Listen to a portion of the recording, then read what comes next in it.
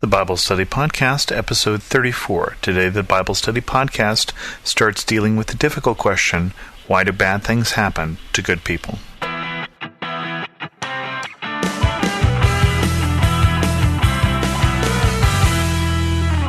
Welcome to the Bible Study Podcast. I'm your host, Chris Christensen. Back at the end of July, I got an email from Lou, who had written to me to encourage me when I had taken a hiatus last year, and then he was writing back with a suggestion for a topic. Lou wrote, I wanted to take the opportunity to suggest a topic for your podcast that may or may not fit into what you envision the podcast to be. The topic that troubles me, and I suspect many others, is the age-old question of why God allows bad things to happen to good and or innocent people. Come to think of it, this could be a whole series of podcasts. The reason why I'm asking is that I live in the Northeast where a horrible homicide of a family took place not far from me. You may have heard about it on the national news. It involves a home invasion and a triple murder in Connecticut. This tragedy brought back a lot of feelings I had just after September 11th, and it challenges one's faith. We have all had to find some sort of explanation for these evil acts in the context of faith, and I am just not sure I'm as secure as I should be on this question. Anyway, if you think it's something you might want to cover in the future, it may provide some guidance to many, maybe a series of Bible sections that address the issue. What do you think? Well, obviously, the fact that I'm reading that letter means I think that it sounds like a really difficult thing to do, but I'm going to give it a try. And I figure that this is either going to end in something that you find useful that you tell your friends about the Bible Study Podcast, or you'll all unsubscribe and I won't have to worry about spending time doing this anymore. So either way, it seems like it could be a win-win there. What I am planning is a series of podcasts on this, and so no podcast will certainly be complete by itself, and I'm also not expecting that I'll get to the end and you'll feel like I've answered all your questions, but hopefully I'll have given you some tools to deal with it. So let's start with the basics. Let's start with sin. These verses from the second chapter of Genesis I think will sound familiar. From verse 8 and 9, Now the Lord God had planted a garden in the east in Eden, and there he put the man he had formed. And the Lord God made all kinds of trees grow out of the ground, trees that were pleasing to the eye and good for food. In the middle of the garden were the tree of life and the tree of the knowledge of good and evil. And then skipping ahead to verse 15, The Lord God took the man and put him in the Garden of Eden to work it and take care of it. And the Lord God commanded the man, You are free to eat from any tree in the garden, but you must not eat from the tree of the knowledge of good and evil, for when you eat it, you will surely die. And in the off chance that you're not aware of how that story turns out, turn the page, you'll see a story about an apple and a serpent and sin. And when I say sin, I mean that state of brokenness, of broken relationship between us and God. And although this may seem obvious, and it may seem like, why are you going that far back? One of the reasons that I bring this up is when something terrible happens. So for Lou, it was a triple murder in Connecticut. For me, this morning was opening up the paper to see a child who was killed by a mother's boyfriend. There's this sense of, that shouldn't be. There's an outrage of how could this happen? And an instinctive knowledge that things shouldn't be this way, which is correct. This wasn't the original plan. We do live in a broken and fallen world, in a world where sin, in general, not just individual things that we do wrong, but this separation from God has been created, and the relationships between God and us and between us and each other have been broken. And I think when we have that ought to moment, as C.S. Lewis calls it, that outrage, that's actually evidence for our understanding that this is not the way the world is supposed to be. Think about it, there is an alternative worldview that this is just accident and that there is no divine into what is here. And in that worldview, then it's survival of the fittest. And anything that's laid on top of that, any sort of morality, any sort of criminal code or whatever, is just a social contract. It's just a broken contract. It's not right or wrong, because in that worldview there is no absolute right or wrong. But the outrage that we feel is deeper than that.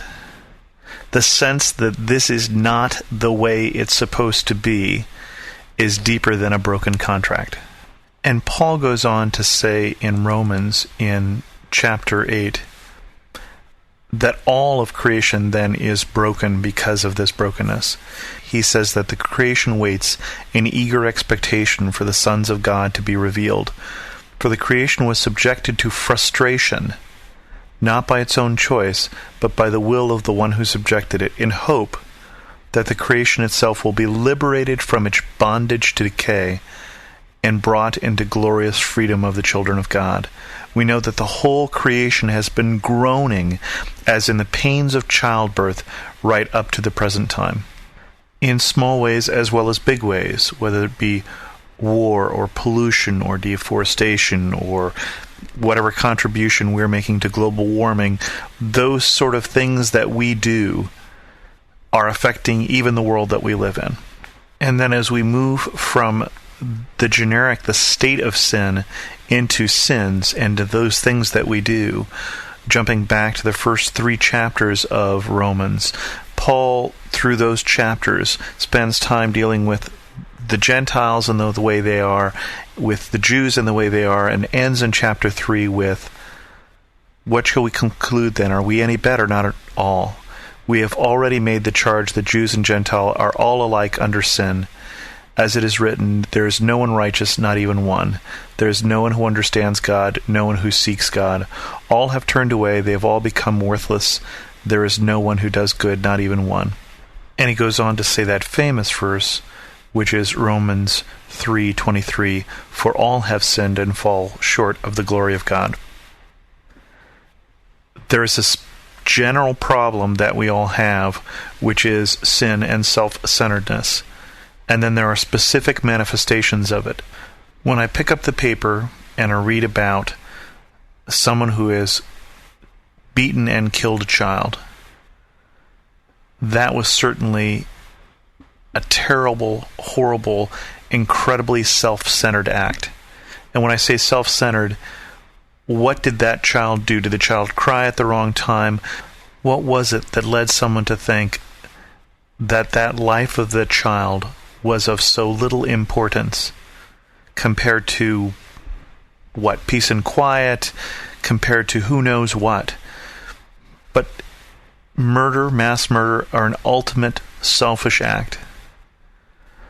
But they're just a more severe case, perhaps, of the same disease that I suffer. In the sense that we have all sinned and fallen short of the glory of God. We all have that self-centeredness, just in different amounts and played out in different ways. As those of you who've listened to the podcast before know, I teach a Bible study in Juvenile Hall on Tuesdays, and I've said this before, that I teach currently in a unit that is for violent youth offenders, many of whom are going to be charged as an adult, or some at least of whom are going to be charged as an adult, and at least one that I know that goes to the Bible study is a murderer. And I think he would tell you the same thing, that looking back on it now, after having been changed, that murder is a selfish act. That assault is a selfish act. Robbery, clearly a selfish act. Gossip, lust, greed, sloth, adultery, just different symptoms of the same disease. That self-centeredness of sin. And that's why in the Gospels Jesus says that the person who hates is like a murderer. That the man who looks at a woman with lust in his eyes is like an adulterer. It's the same disease, just slightly different symptoms, and heading on the same trajectory. And so, as we start looking at, and this is just the beginning of a discussion, obviously, on why bad things happen to good people, let's start with an understanding of at least why, in part, bad things happen. And obviously, this is only in part. There's a number of different ways that we're going to look at this. But in part, and for a large degree, bad things happen because this is a broken and fallen world. And because those choices that we make affect each other, and those choices that we make that act out that disease of sin have consequences that hurt and kill and maim. Which seems like a terribly upbeat note where to end the podcast this week, but that's as much as I wanted to cover this week. For the two of you who turn in next week, we're going to continue to look at this, but we're going to look at it in a couple different ways over the next few weeks. So I would encourage you to take the whole journey with me, if you will, and see if we can learn anything from this. I'm suspecting you may have some comments on this, so feel free to send them to me at host@thebiblestudypodcast.com or leave them on the blog at thebiblestudypodcast.com. And as always, thanks so much for listening.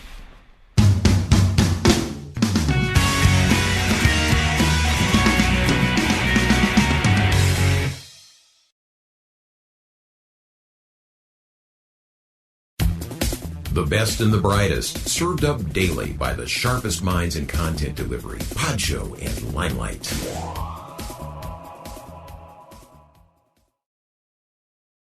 For some of us, personal finances aren't just personal.